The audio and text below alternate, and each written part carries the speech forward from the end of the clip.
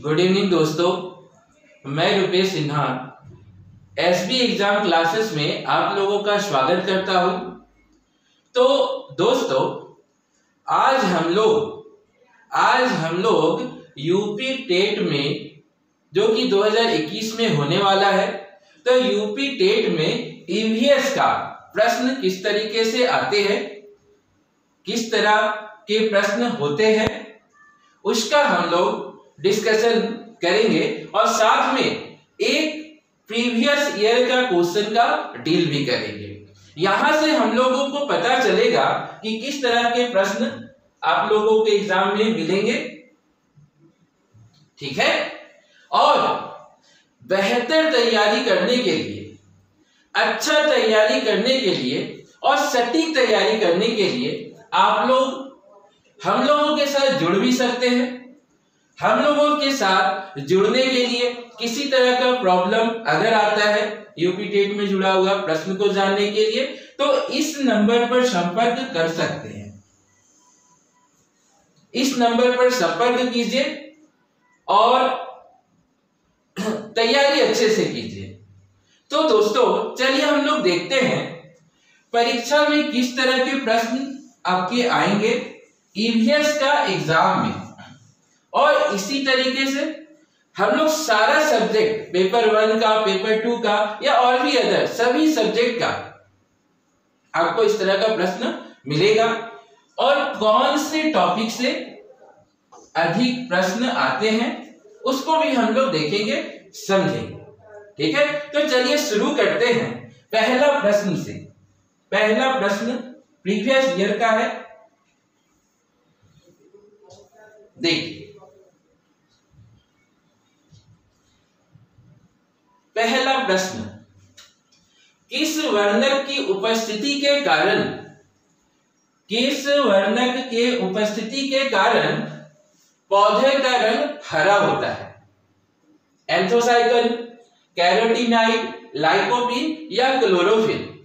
तो देखिए, किसकी उपस्थिति के कारण पौधे के रंग हरे हो जाते हैं।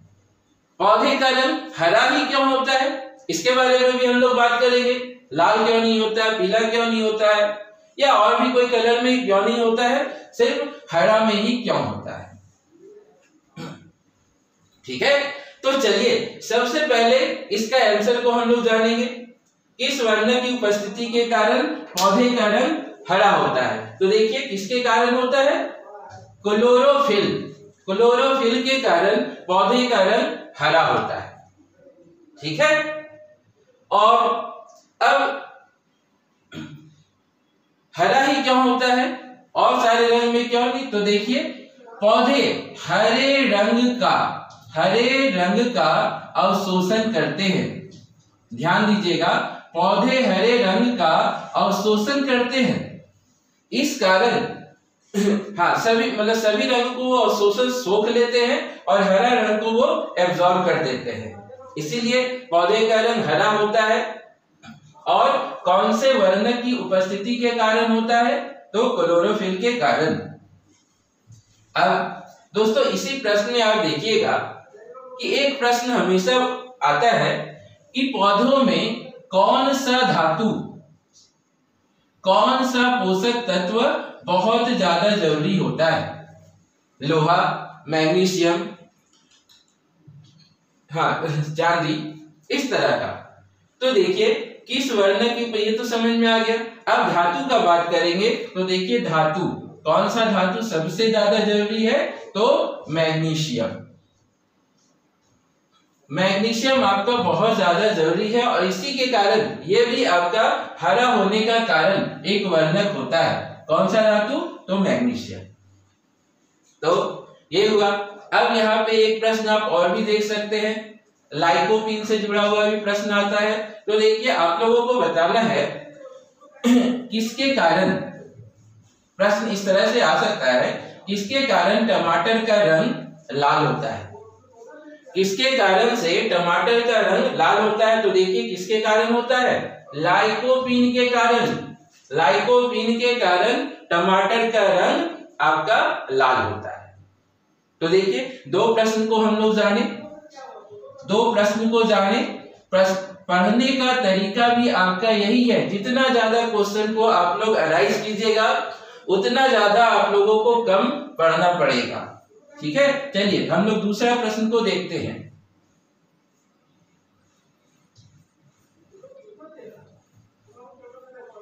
अभी बहुत ज्यादा पूछा जा रहा है ये प्रश्न, आपको हर एग्जाम में बहुत ज्यादा पूछा जा रहा है। कौन सा?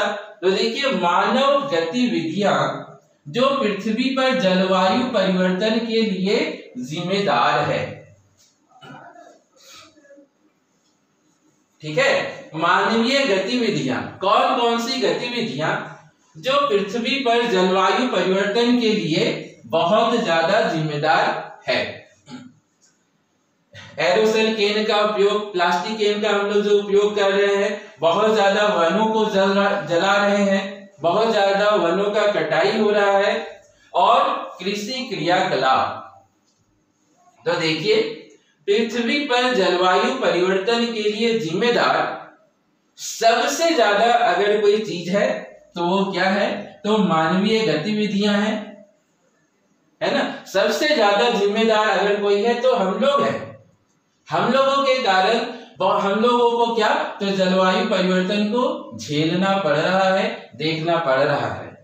ठीक है, देखते होंगे अभी आप लोग कि ठंडा पड़ रहा है तो बहुत ज्यादा ठंडा पड़ रहा है, गर्मी पड़ रहा है तो बहुत ज्यादा गर्मी पड़ रहा है, बारिश हो रहा है तो देखिए अब तो राजस्थान में भी बाढ़ आ जाता है। तो कौन है जिम्मेवार ये सब चीजों का? तो हम लोग हैं। तो देखिए यहां पर क्या होगा आंसर? तो सभी होंगे।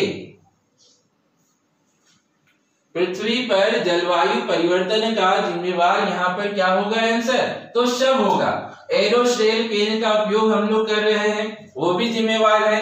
वनों का कटाई, वनों का जलना, ये भी बहुत ज्यादा जिम्मेवार है। उसके बाद जितना भी कृषि क्रियाकलाप गतिविधि हो रहा है। ठीक है, तो इस प्रश्न का आंसर आपका क्या होगा? तो आपका सभी होगा, सभी जिम्मेदार है। ठीक है, समझ में आ गया होगा आप लोगों को। चलिए हम लोग तीसरा प्रश्न को देखेंगे।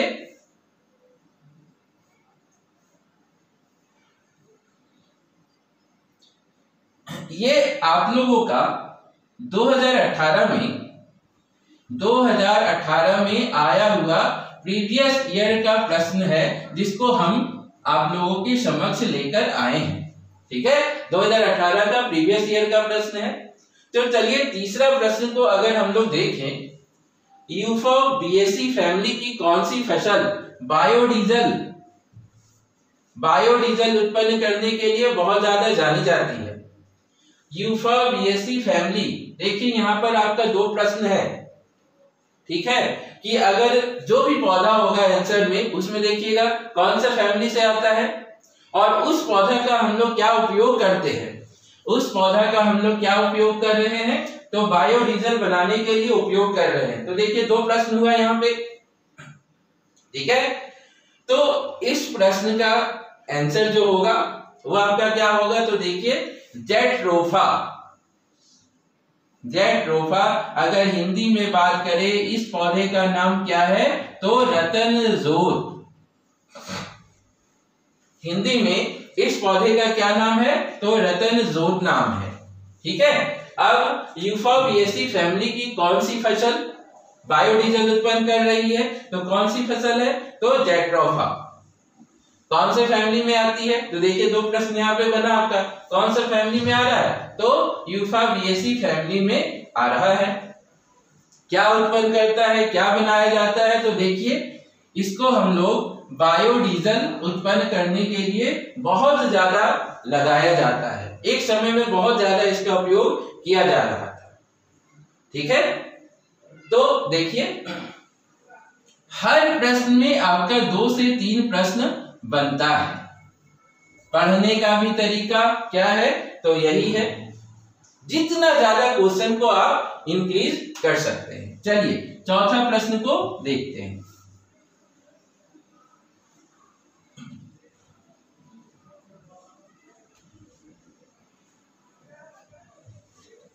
देखिए चौथा प्रश्न, जड़ी बूटियों की रानी, भारत की सबसे जड़ी बूटी, प्रसिद्ध जड़ी बूटी है।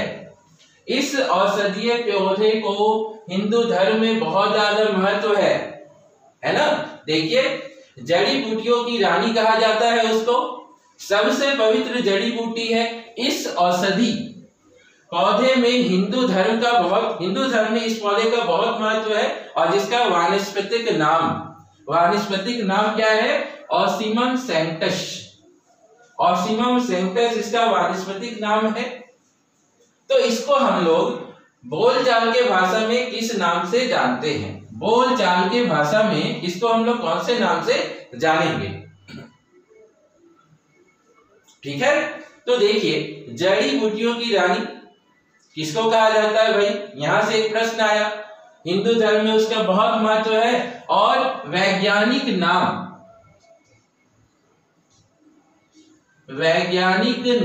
अगर देखें तो इसका क्या है? तो ऑसिमम सैंक्टस वैज्ञानिक नाम है। तो इसको हम लोग कॉमन बोलचाल की भाषा में क्या जानते हैं? किस नाम से जानते हैं? तो तुलसी। किस नाम से जाना जाता है? तो तुलसी के नाम से हम लोग जानते हैं। तो तुलसी का वैज्ञानिक नाम क्या होगा? ऑसिमम सैंक्टस, तुलसी का वैज्ञानिक नाम। ठीक है दोस्तों, तो चौथा प्रश्न का आंसर आपका क्या होगा? तुलसी होगा। तो यहाँ पे देखिए, एक प्रश्न आपका और बनेगा। धनिया हम लोग सभी जानते हैं। धनिया, जिसको इंग्लिश में क्या कहा जाता है? तो कोरिएंडर कहते हैं।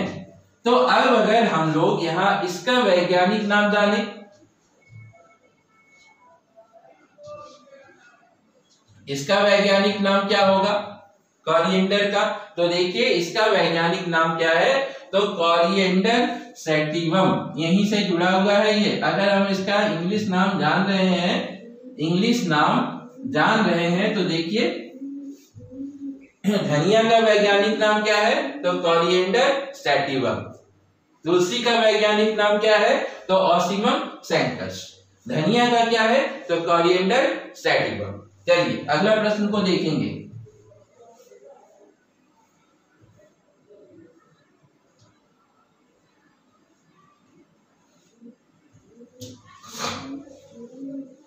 देखिए, पांचवा प्रश्न, पीने के लिए सुरक्षित जल को क्या कहते हैं? जो हम लोग जल पीते हैं, है ना, पीने के लिए सुरक्षित जल को क्या कहा जाता है? ताजा जल, पीने योग्य जल, अशुद्ध जल, या नल का जल? तो देखिए, पीने के लिए जो सुरक्षित जल होता है उसको हम लोग क्या कहते हैं? तो पीने योग्य जल। पीने योग्य जल आपका सुरक्षित जल है। तो अब यहाँ पे प्रश्न बनेगा, क्या प्रश्न बन सकता है? आप ही लोग सोचिए। तो देखिए, अशुद्ध जल किसको कहा जाता है? ठीक है, अशुद्ध जल हम लोग किसको कहते हैं? अशुद्ध जल, तो देखिए, जिन्हें वाष्प में उबालकर, ध्यान दीजिए, वाष्प में उबालकर एक अलग कंटेनर में रखा जाता है। वाष्प में उबालकर एक अलग कंटेनर में हम लोग रखते हैं, वो आपका क्या कहलाया? तो वो आपका अशुद्ध जल कहलाता है, जिसको डिस्टिल वाटर भी कहा जाता है।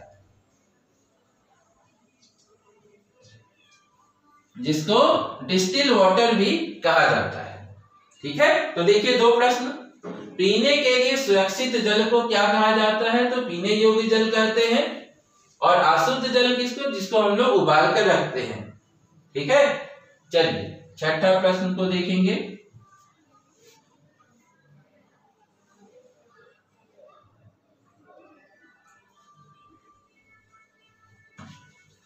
वर्ष 1984 में भोपाल गैस त्रासदी किस गैस के रिसाव के कारण हुआ था? बहुत ज्यादा इंपॉर्टेंट है ये वाला प्रश्न, और हर 2 साल में एक बार ये प्रश्न जरूर आता है। आप प्रीवियस ईयर का प्रश्न को उठाकर देखिए, हर 2 साल में एक बार आपको ये प्रश्न जरूर मिलेगा। किस गैस के रिसाव के कारण हुआ था? आप लोग भी जानते होंगे इसको, ठीक है। तो देखिए कौन सा गैस का रिसाव, मिथाइल आइसोसाइनाइड। कौन सा गैस का रिसाव, तो मिथाइल आइसोसाइनाइड, जिसको हम लोग शॉर्ट में मिक कहते हैं। शॉर्ट में इसको क्या कहा जाता है, मिक। और दोस्तों ये बहुत ही जहरीला गैस था। ऐसा भी कहा जाता है कि जहां पर इसका रिसाव हुआ था, जहां पर इसका रिसाव हुआ था उस मोहल्ले में उसका इफेक्ट अभी तक है, उस मोहल्ले में उसका इफेक्ट अभी तक है। वहां अभी भी अगर बच्चे जन्म लेते हैं तो उसमें हैंडीकैप्ड हर 10 बच्चे में लगभग 2 से 3 बच्चे होते हैं उस मोहल्ले के। तो सोचिए कितना ज्यादा जहरीला गैस होगा, ठीक है। कहां पे हुआ था, तो मध्य प्रदेश की राजधानी भोपाल में। कौन सा गैस, तो मिथाइल आइसोसाइनाइड, जिसको हम लोग शॉर्ट में कभी कभी देखिएगा, शॉर्ट में भी आपका नाम दे देगा मिक, ठीक है। चलिए बहुत अच्छा, आप लोग सभी को समझ में आ रहा होगा। चलिए अगला प्रश्न को देखते हैं। ये भी बहुत ज्यादा इंपॉर्टेंट प्रश्न है कि विश्व पर्यावरण दिवस हर साल कब मनाया जाता है। विश्व पर्यावरण दिवस हर साल हम लोग कब मनाते हैं, 5 जून को, 2 दिसंबर को, 16 सितंबर को या 11 जुलाई को। हम लोग दोस्तों ईवीएस का प्रीवियस ईयर का बात कर रहे हैं, ठीक है। तो विश्व पर्यावरण दिवस कब मनाया जाता है, तो देखिए 5 जून को हर साल विश्व पर्यावरण दिवस मनाया जाता है। और सारे प्रश्नों का बात करें, अगर और सारे ऑप्शन का बात करें तो देखिए 16 सितंबर को हम लोग क्या मनाते हैं, ओजोन संरक्षण दिवस। 16 सितंबर को मनाया जाता है। 11 को विश्व जनसंख्या दिवस मनाया जाता है। जब तो 11 जुलाई को, 16 सितंबर को ओजोन संरक्षण दिवस और 5 जून को विश्व पर्यावरण दिवस, ठीक है। चलिए अगला प्रश्न को देखेंगे।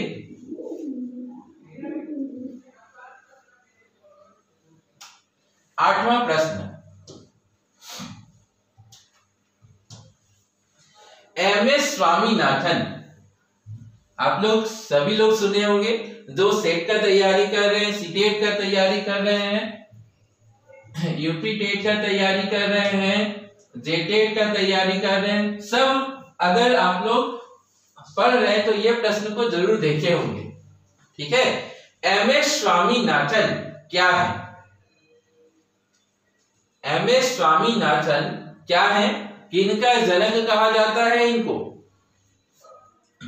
तो देखिए एमएस स्वामीनाथन कृषि से जुड़े हुए हैं और भारत में हरित क्रांति का जनक, ठीक है। हरित क्रांति का जनक किसको माना जाता है, तो एमएस स्वामीनाथन को। एमएस स्वामीनाथन के कारण ही भारत में हरित क्रांति हुई थी, ठीक है। फादर ऑफ ग्रीन रेवोल्यूशन का बात करें किसको माना जाता है, तो MS Swaminathan.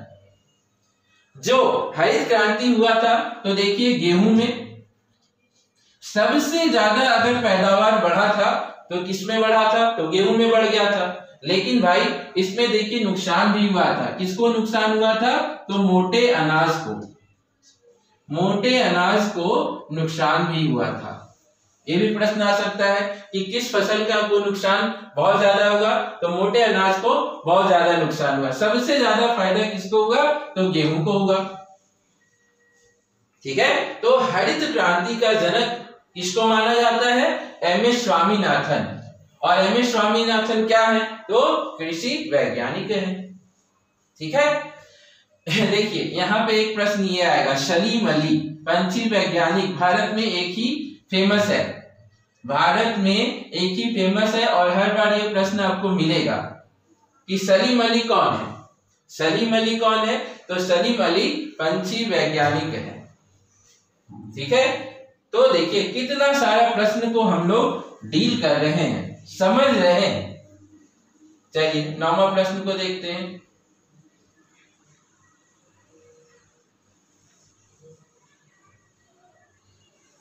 Wild life institute of India कहाँ स्थित है? भारत में wild life institute of India, wild life institute of India कहाँ स्थित है? बात करें 9वां प्रश्न का कि भारत में wild life institute of India कहाँ स्थित है भाई? अहमदाबाद में, नई दिल्ली, कोयम्बटूर या देहरादून? देखिए उत्तराखंड का राजधानी देहरादून। तो wild life institute of India कहाँ स्थित है? तो देहरादून में। तो दोस्तों मैं यहाँ आप लोगों को एक ट्रिक भी बताता हूँ। ये तो हुआ, ठीक है। इसमें आपका जितना भी वन का मुख्यालय पूछेगा, जितना भी वन का मुख्यालय पूछेगा, ये आपको कहाँ है? तो सभी आपको देहरादून में है। जितना भी वन से जुड़ा होगा, वन पारिस्थितिकी है ना, वन उद्योग, कुछ भी वन से जुड़ा होगा, अगर आपका मुख्यालय होगा तो कहाँ होगा? देहरादून में। और वाइल्ड लाइफ इंस्टीट्यूट तो ये तो आपका देहरादून में है ही। ठीक है, चलिए 10वां प्रश्न को देखेंगे। प्रकाश संश्लेषण के दौरान हरे पौधे किसे सोख लेते हैं, किसे वो एब्जॉर्ब करते हैं? फोटोसिंथेसिस की जब प्रक्रिया होती है तो हरे पौधे किसको एब्जॉर्ब करते हैं और किसको छोड़ते हैं? ठीक है, यही प्रश्न है यहाँ पे, किसे सोख लेते हैं और किसे छोड़ते हैं। तो देखिए किस तरह का रेंज है आपका प्रश्नों का, हार्ड भी है तो आसान भी है, इसी तरह का प्रश्न आता है। तो देखिए प्रकाश संश्लेषण के दौरान हरे पौधे किसको अवशोषित करते हैं? कार्बन डाइऑक्साइड को। ठीक है, कार्बन डाइऑक्साइड को अवशोषित करते हैं, सोख लेते हैं। और छोड़ते किसको है? छोड़ते किसे हैं? तो देखिए आपका ऑक्सीजन को। लेते किसको है? सोखते किसको है? तो आंसर आपका क्या है? Carbon dioxide. अगर बात करते छोड़ते तो ऑक्सीजन को छोड़ता है।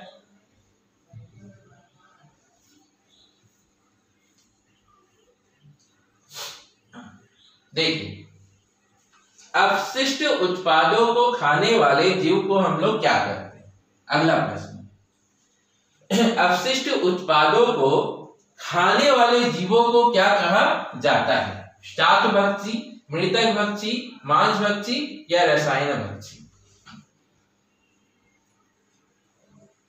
तो देखिए अपशिष्ट उत्पादों को खाने वाले जो जीव होते हैं उसको हम लोग क्या करते हैं? मृतक भक्षी, जो मरे हुए चीजों को खाता है। अपशिष्ट उत्पाद क्या हो गया? तो मरे हुए चीजों, जिसको अगर हम लोग इसकी इंग्लिश में बात करें तो क्या कहते हैं? स्कैवेंजर। ठीक है, शाक भक्षी, पौधे को खाने वाला शाक भक्षी, मांस को खाने वाला मांस भक्षी जिसको मांसाहारी कहा जाता है, और मृतक भक्षी तो अपशिष्ट उत्पादों को खाने वाले जिन्हें हम स्कैवेंजर भी कहते हैं। ठीक है, चलिए 12वां प्रश्न को देखेंगे।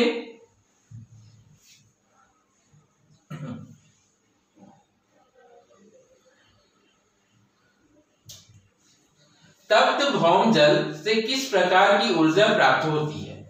तप्त भौम जल, गर्म कुंड जिसको कहते हैं। तप्त भौम जल क्या होता है भाई? तो जिसको हम लोग गर्म कुंड कहते हैं, उससे किस प्रकार का ऊर्जा प्राप्त होता है? उसके अंदर किस तरह का ऊर्जा रहता है? तो देखिए किस तरह का ऊर्जा रहता है? तो भूतापीय ऊर्जा। किस तरह का एनर्जी रहता है? तो भूतापीय एनर्जी। जिसको गर्म कुंड भी कहा जाता है। गर्म कुंड में कौन सा एनर्जी मिलेगा? तो भूतापीय एनर्जी। सौर ऊर्जा सूर्य से मिलता है, नाभिकीय ऊर्जा न्यूक्लियर एनर्जी जितना भी बनाते हैं हम लोग उससे मिलता है। चलिए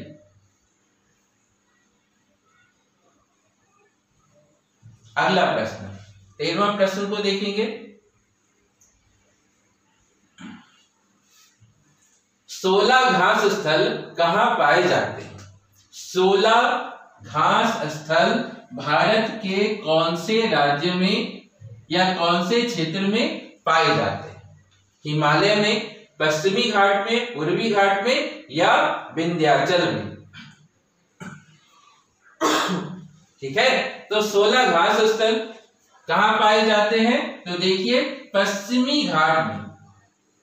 भारत के पश्चिमी घाट में जितने भी राज्य हैं वहां पर 16 घास स्थल पाए जाते हैं।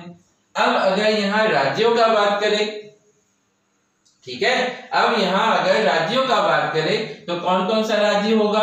तो देखिए पश्चिमी घाट में आपका कौन कौन से राज्य आते हैं? गुजरात, महाराष्ट्र और राजस्थान का कुछ भाग, राजस्थान का कुछ भाग ये आपका पश्चिमी घाट में आते हैं। और वहां पर जो घास स्थल मिलता है उसको क्या कहा जाता है? तो 16 घास स्थल कहा जाता है। ठीक है, कौन से भाग में मिलता है? तो पश्चिमी घाट, भारत के पश्चिमी घाट में।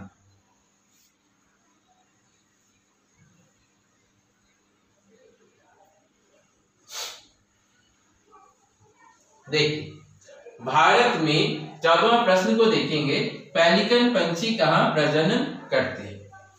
पेलिकन पंछी भारत में कहां पाया जाता है?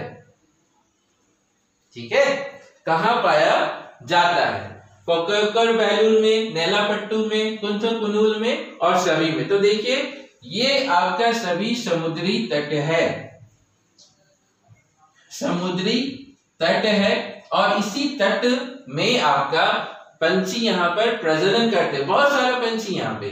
तो देखिए अगर इस तरह का प्रश्न पूछेगा कि कहाँ आपका प्रजनन करते हैं, तो सभी, कोक्कर बेलूर में भी, नेलापट्टू में भी, कुंथलकुलम में भी, ठीक है, सभी जगह वो प्रजनन करते हैं। तो दोस्तों देखिए इस तरह का प्रश्न आपका आता है ना। अभी हम लोग और भी प्रश्नों का बात करेंगे। हम लोगों का चैनल एसबी एग्जाम क्लासेस पिछले 4 से 5 सालों से ऑनलाइन में आपका सभी विषयों का, सी टेट का, यूपी टेट का, जे टेट का, है ना, एस टेट का, जितने भी टीचर वाले एग्जाम, उसके बाद जेपीएससी का, जेएसएससी का, बीपीएससी का, इस तरह का तैयारी हम लोगों का चैनल शुरू से पिछले लगभग 4 से 5 सालों से करवाता आ रहा है। ठीक है, आप लोग भी ये सब सब्जेक्ट, ये सब की तैयारी को लेकर हम लोगों के साथ जुड़े। ठीक है, किसी तरह का भी तैयारी से आप लोगों को किसी तरह का दिक्कत हो रहा है उसके बारे में कि कोई भी प्रश्न आप लोग पूछ सकते हैं। हम लोग रेगुलर सभी तरह का क्लासेस को करवाते आ रहे हैं। ठीक है, अगर आप लोगों को इससे जुड़ा हुआ कोई जानकारी लेना है, ठीक है, किसी तरह का जानकारी लेना है, तो आप इस नंबर पर कभी भी ऑफिस आवर में संपर्क कर सकते हैं। ये हम लोगों का टीम डायरेक्टर का फोन नंबर है 94 709 18 896। कभी भी आप ऑफिस आवर में संपर्क कर सकते हैं। इन सब चीजों की तैयारी से जुड़े हुए चीजों का जानकारी ले सकते हैं, क्लासेस के बारे में जानकारी ले सकते हैं, है ना। तो देखिए एक बार मैं नंबर फिर रिपीट कर दे रहा हूं, 94 709 18 896। चलिए 15वां प्रश्न को देखेंगे कि मिनी पाता रोग ऐसी मछली खाने से होता है जिसमें अधिक मात्रा में पाया जाता है। क्या अधिक मात्रा में पाया जाता है उस मछली में, जिसके कारण से मिनी माता रोग, बहुत बार पूछा गया प्रश्न है ये भी, ठीक है, ये भी बहुत बार पूछा गया प्रश्न है कि कौन सी मछली खाने से जिसमें सबसे ज्यादा ये सब सब्सटेंस पाए जाते हैं, कौन सा। तो देखिए क्या होगा आंसर, मिनी माता रोग ऐसी मछली को खाने से होता है जिसमें सबसे ज्यादा क्या पाया जाता है, तो पारा, सबसे ज्यादा पारा पाया जाता है। ऐसे मछली अगर हम लोग खाएंगे तो हम लोग इस बीमारी से ग्रसित हो जाएंगे। चलिए 16वां प्रश्न को देखेंगे। ओजोन परत का अधिकतम ह्रास निम्न से किस पर हुआ है, भूमध्य रेखा पर, उत्तरी ध्रुव पर या दक्षिणी ध्रुव पर। ओजोन परत का अधिकतम ह्रास, ठीक है, अधिकतम ह्रास निम्न में किस पर हुआ है, भूमध्य रेखा पर, उत्तरी ध्रुव पर, दक्षिणी ध्रुव पर। तो देखिए ये आपका किस कारण हो रहा है, तो ये जान लीजिए ग्रीन हाउस इफेक्ट कहते हैं इसको। बहुत ज्यादा जलवायु परिवर्तन हो रहा है ना, ह्यूमन एक्टिविटी के कारण, शुरू में मैंने बताया, जिसके कारण से यूवी रेस से बचाने वाला, पराबैंगनी किरणों से बचाने वाला लेयर ओजोन परत है, पृथ्वी के ऊपर है, ये धीरे धीरे क्या हो रहा है, तो इसमें आपका कमी होते जा रहा है, ठीक है, कमी होते जा रहा है। तो कहां पर, ये आपका ऑप्शन है। तो देखिए कहां पर, दक्षिणी ध्रुव यानी अंटार्कटिका। कौन सा महादेश, देखिए कभी कभी महादेश भी पूछेगा, तो कौन सा महादेश, अंटार्कटिका और दक्षिणी ध्रुव। यहां पर क्या हो रहा है, ओजोन परत का लेयर धीरे धीरे खत्म हो रहा है। और ओजोन लेयर का क्या काम है, तो ये हम लोगों को पराबैंगनी किरणों के प्रभाव से बचाती है, ठीक है। अब दोस्तों पराबैंगनी किरण आते कहां से हैं, कहां से आते हैं, तो सूरज से वो निकलता है। देखिए अगला प्रश्न, भारत के प्रथम मुख्य न्यायाधीश कौन थे। भारत के प्रथम मुख्य न्यायाधीश, स्वतंत्र भारत, जब हम लोग स्वतंत्र हो गए उसके बाद जब मुख्य न्यायालय है ना, सुप्रीम कोर्ट का गठन किया गया, तो उसके प्रथम मुख्य न्यायाधीश किसको बनाया गया, ठीक है, प्रथम मुख्य न्यायाधीश किसको बनाया गया, तो कौन है, तो देखिए हीरालाल जे कानिया, भारत के प्रथम मुख्य न्यायाधीश, ठीक है, सुप्रीम कोर्ट का पहला मुख्य न्यायाधीश। पुरुषों में अगर पूछेगा तो हीरालाल जे कानिया, और महिलाओं में पूछेगा तो फातिमा बीबी, ठीक है। पुरुषों में कौन थे भाई, तो हीरालाल जे कानिया, और महिलाओं में फातिमा बीबी, प्रथम मुख्य न्यायाधीश उच्चतम न्यायालय के। कौन से न्यायालय, तो उच्चतम न्यायालय, इसके प्रथम मुख्य न्यायाधीश हीरालाल जे कानिया।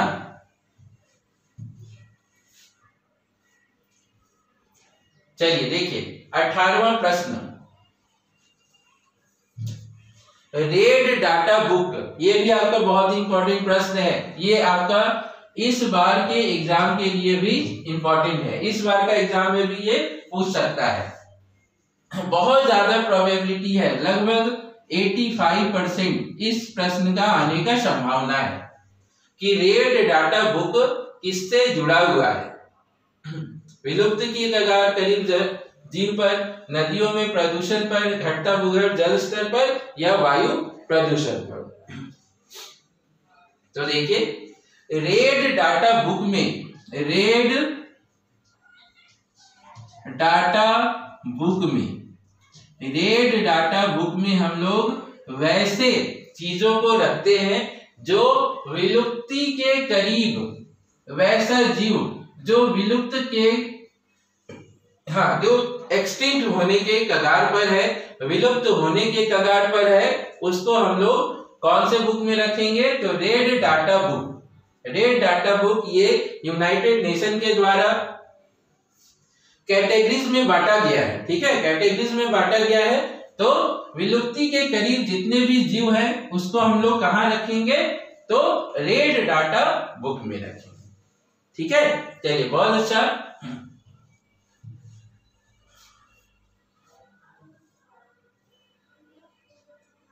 चलिए देखिए, ये आपका करंट प्रश्न है, पूछा गया था उस समय।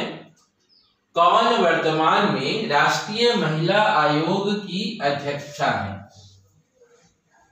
ठीक है, राष्ट्रीय महिला आयोग की अध्यक्षा कौन है?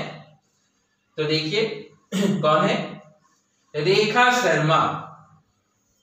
ये आपका प्रेजेंट में भी है। देखिए अभी भी अगर पूछेगा 2021 में भी, क्योंकि ये प्रश्न तो आपका 2018 का है, अगर वर्तमान में पूछेगा तो वर्तमान में भी आपका रेखा शर्मा ही है। राष्ट्रीय महिला आयोग की अध्यक्षा अगर वर्तमान में पूछे तो वर्तमान में भी कौन है? तो रेखा शर्मा भी है। और उस समय 2018 में भी कौन थी? तो रेखा शर्मा ही थी, ठीक है। किसी तरह भी क्लासेस के बारे में जानकारी लेना है तो इस नंबर पर भी संपर्क कर सकते हैं। ये भी हम लोगों का ऑफिस नंबर है, ऑफिस का नंबर है। उसमें भी आप किसी तरह के विषयों के बारे में, किसी तरह एग्जाम के बारे में जानकारी ले सकते हैं, ठीक है। तो दोस्तों इसका आंसर क्या होगा? तो रेखा शर्मा। चलिए आगे बढ़ते हैं, हम लोग 20वां प्रश्न को देखेंगे। लोकसभा और राज्यसभा की संयुक्त बैठक किसके द्वारा आहूत की जाती है? पॉलिटी का क्वेश्चन है ये। लोकसभा और राज्यसभा की संयुक्त बैठक किसके द्वारा बुलाया जाता है? किसी भी विवाद पर अगर हमको सर्वदलीय बैठक बुलाना है, लोकसभा और राज्यसभा दोनों सदनों का संयुक्त बैठक अगर बुलाना है तो ये अधिकार किसके पास है? तो ये अधिकार आपका राष्ट्रपति के पास है। दोनों राष्ट्रपति क्या कर सकते हैं? तो लोकसभा और राज्यसभा की संयुक्त बैठक बुला सकते हैं। कौन से अनुच्छेद के द्वारा? देखिए ये भी प्रश्न आ सकता है। कौन सा अनुच्छेद के द्वारा राष्ट्रपति को यह अधिकार है कि लोकसभा और राज्यसभा की संयुक्त बैठक बुला सकते हैं? तो देखिए कौन सा? तो 108 अनुच्छेद 108 के तहत लोकसभा और राज्यसभा की संयुक्त बैठक आहूत की जा सकती है किसी भी विवाद। जैसे मान लीजिए अभी आपका किसान बिल पर डिबेट चल रहा है, अगर राष्ट्रपति चाहे तो दोनों बैठक लोकसभा और राज्यसभा का संयुक्त बैठक करवा सकते हैं इस टॉपिक पर, ठीक है। कौन से अनुच्छेद के द्वारा? तो 108 अनुच्छेद के द्वारा ज्वाइंट सेशन आपका हो सकता है लोकसभा और राज्यसभा का। देखिए अगला प्रश्न, संविधान के किस भाग में पंचायती राज व्यवस्था संबंधी प्रावधान किए गए हैं? जिसमें देखिए टोटल कितना भाग है? 22 भाग है। 22 भाग में कौन सा भाग में पंचायती राज, भारत क्या है? गांवों का देश है। गांवों का देश है। महात्मा गांधी देखिए संविधान का सबसे ज्यादा भाग को पसंद करते थे। तो कौन सा भाग को? तो 9वां भाग, पंचायती राज को। ठीक है, सबसे पहले 2 अक्टूबर को, है ना, 2 अक्टूबर 1958 को नागौर में पंचायत का गठन किया गया था। कौन से भाग में उसका जिक्र है? ठीक है, संविधान के किस भाग में? तो देखिए 9वें भाग में, 9वें भाग में पंचायती राज व्यवस्था संबंधी प्रावधान दिए गए हैं। ठीक है, पंचायत से जुड़ा हुआ सभी तरह का डिटेल 9वें भाग में, संविधान के 9वें भाग में उसका पूरा डिटेल दिया हुआ है। 22वां प्रश्न को देखेंगे।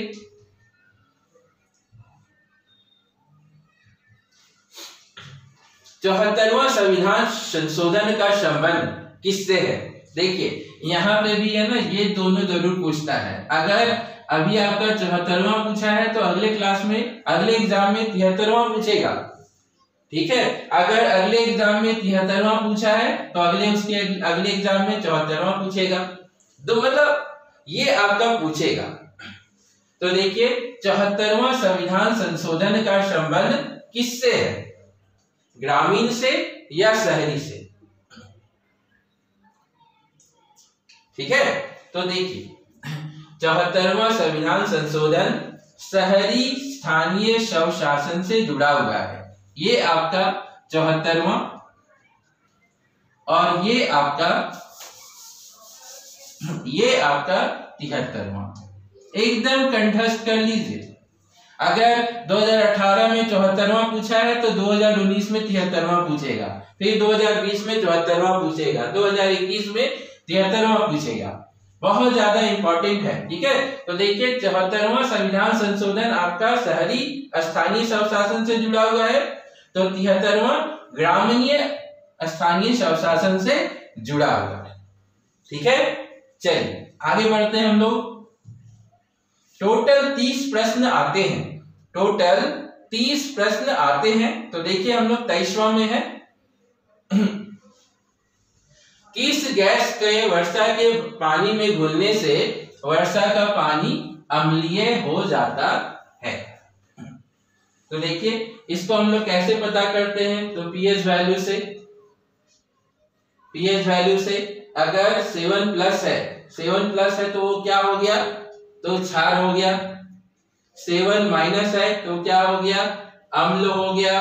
और 7 है तो वो आपका क्या हो गया? तो उदासीन हो गया। ठीक है, उदासीन हो गया। उदासीन का एग्जांपल अगर पूछेगा तो क्या है? तो पानी। उदासीन का एग्जांपल पूछेगा तो क्या हो गया? तो पानी हो गया। तो किस गैस के वर्षा के पानी में घुलने से वर्षा का पानी अम्लीय हो जाता है? मतलब उसका पीएच वैल्यू क्या होगा?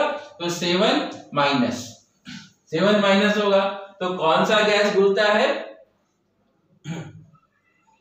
तो देखिए सल्फर डाइऑक्साइड। सल्फर डाइऑक्साइड पानी में घुलने से पानी कैसा हो जाता है? तो अम्लीय हो जाता है। चलिए बहुत अच्छा। तो इसी तरह के प्रश्न आप लोगों को एग्जाम में एकदम ऐसा ही प्रश्न आने वाला है, डरने का जरूरत नहीं है। ठीक है, चलिए 24वां प्रश्न को देखेंगे। भारतीय संविधान में विधि का शासन, कानून का शासन कौन से देश से लिया गया है? ठीक है, विधि का शासन कहां से लिया गया है? कौन से देश से?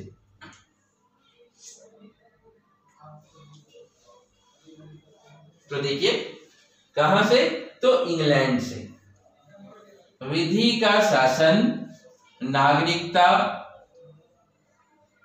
ठीक है, देखिए क्या क्या लिया गया है। नागरिकता, संसदीय व्यवस्था, संसदीय व्यवस्था, ये सब कहां से लिया गया है? कहां से? तो इंग्लैंड से। ठीक है, तो भारतीय संविधान में का यहाँ क्वेश्चन आपका क्या था? विधि का शासन। विधि का शासन कहां से लिया गया है? इंग्लैंड से। लेकिन अगर और भी पूछेगा इसमें, जैसे देखिए नागरिकता पूछ सकता है, संसदीय व्यवस्था पूछ सकता है, तो ये सब चीज भी आपका कहां से लिया गया है, तो इंग्लैंड से। ठीक है, चलिए हम लोग आगे बढ़ते हैं।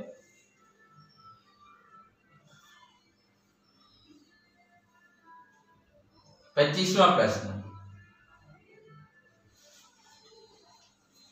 लोकसभा के चुनाव हेतु अधिसूचना कौन जारी करता है?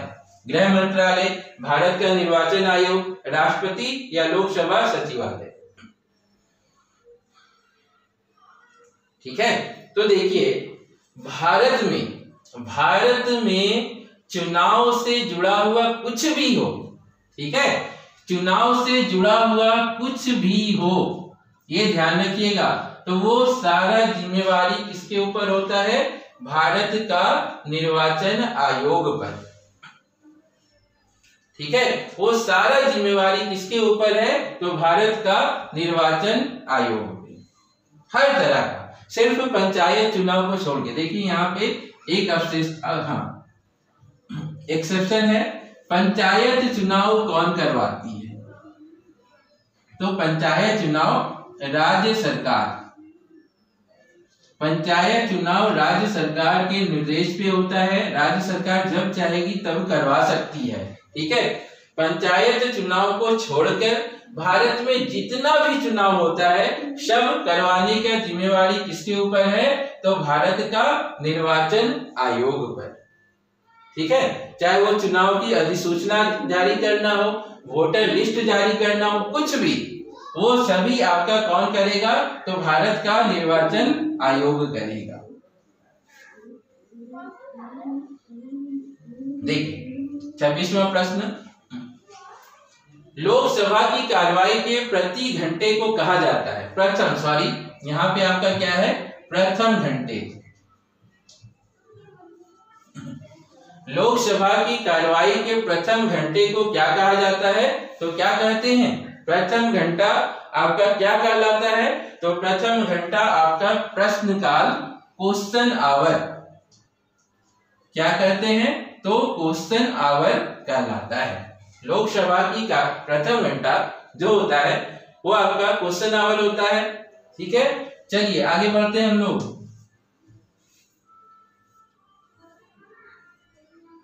27वां, सॉरी हाँ 27वां है ये, वर्षा जल संग्रहण क्या है? पानी का वितरण। क्या करते हैं हम लोग अगर वर्षा को जल संग्रह करते हैं? हार्वेस्टिंग करते हैं। देखिए इंग्लिश में इसको क्या बोलते हैं? तो हार्वेस्टिंग कहा जाता है। तो हार्वेस्टिंग क्या होता है? तो देखिए वर्षा जल का जमाव और भंडारण, वर्षा जल का जमाव और भंडारण वर्षा जल संग्रहण कहलाता है। ठीक है, वर्षा जल संग्रहण कहलाता है। देखिए 18वां प्रश्न, आपको इस तरह के प्रश्न को भी देखना होगा, बहुत ही इंपॉर्टेंट है और इस तरह का आएगा। ठीक है, तो देखिए भारतीय गेंडा जिसको हम लोग एक सींग वाला गेंडा भी कहते हैं, और ये प्रजाति सिर्फ और सिर्फ आपको भारत में मिलता है। ठीक है, भारतीय गेंडा का संरक्षण, यह 28वां प्रश्न है, भारतीय गेंडा को संरक्षित करता है कौन? ठीक है, तो देखिए काजीरंगा नेशनल पार्क कहाँ है भाई ये? तो देखिए असम में है, और एक सींग वाले गेंडा के लिए सबसे ज्यादा प्रसिद्ध है, एक सींग वाले गेंडा के लिए सबसे ज्यादा प्रसिद्ध है, और ये प्रजाति सिर्फ और सिर्फ आपको कहाँ मिलेगा? तो भारत में ही मिलता है। ये प्रजाति सिर्फ आपको भारत में मिलेगा, काजीरंगा नेशनल पार्क। ठीक है, देखिए अगर बात करें बांदीपुर कहाँ है? तो कर्नाटका में। बांदीपुर कहाँ है? कर्नाटक में। कारवट कहाँ है? तो उत्तराखंड में, जिसको राजा जी के नाम से भी जानते हैं। गिर आपका कहाँ है? तो गुजरात में। ठीक है। तो काजीरंगा नेशनल पार्क किस लिए फेमस है? तो एक सींग का गेंडा के लिए, और सिर्फ ये आपको भारत में ही मिलता है।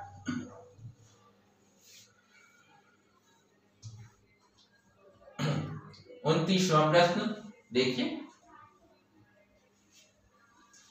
कौन सा पारिस्थितिकी तंत्र में ऊर्जा प्रभाव का सही संबंध को दिखलाता है?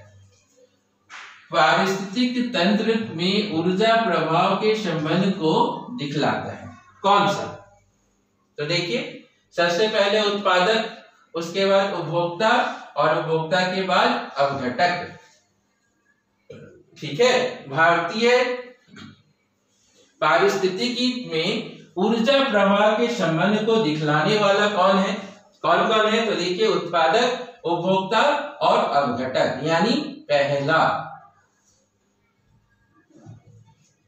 चलिए 30वां प्रश्न दोस्तों देखिए, 30 प्रश्न ही टोटल एग्जाम में आते हैं, यूपी टेट के एग्जाम में। हर एग्जाम में आपका 30 प्रश्न ही ईवीएस का मिलेगा, ईवीएस का 30 प्रश्न ही मिलेगा। ठीक है। तो देखिए, तीसरा प्रश्न, कौन सी ग्रीन गैस वातावरण में सबसे अधिक मात्रा में उपस्थित रहती है?